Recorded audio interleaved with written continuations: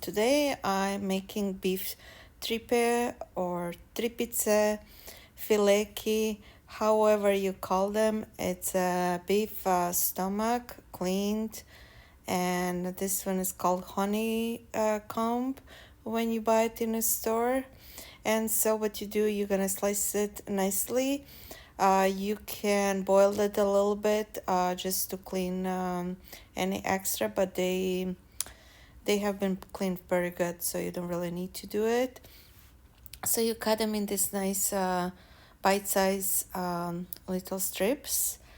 And then what we're gonna be doing, cutting like about 4 onions and chop them up on the small pieces.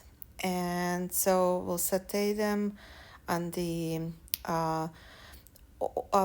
oil, or I'm actually using the lard that I have made myself, so really making it authentic. And so this could be quite spicy, or you don't need to use it to make it spicy or hot. But I have this jalapeno pepper in my fridge, so I was gonna use that. And depend on the strength of how hot you want it. You want to see it or you don't want it. You can also use like the chili peppers or whatever. Or if you don't want it, you can skip it. It's really up to you.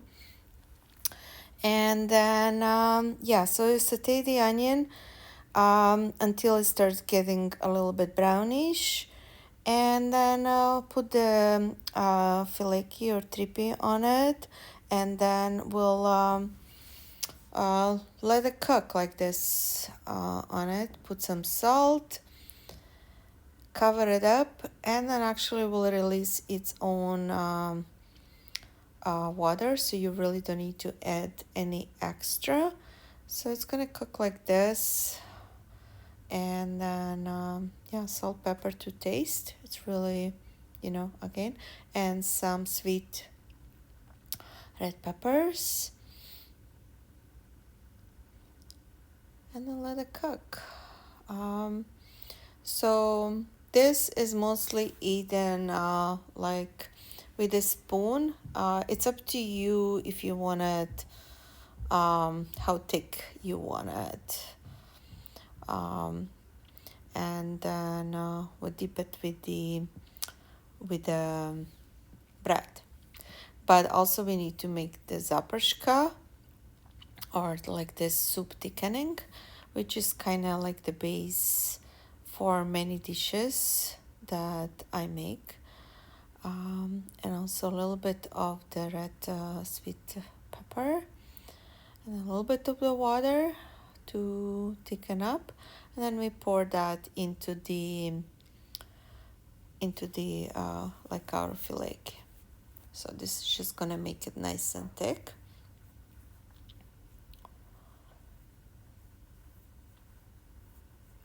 And then so the more thickness you want it, also we can add the breadcrumbs, which we'll do it later.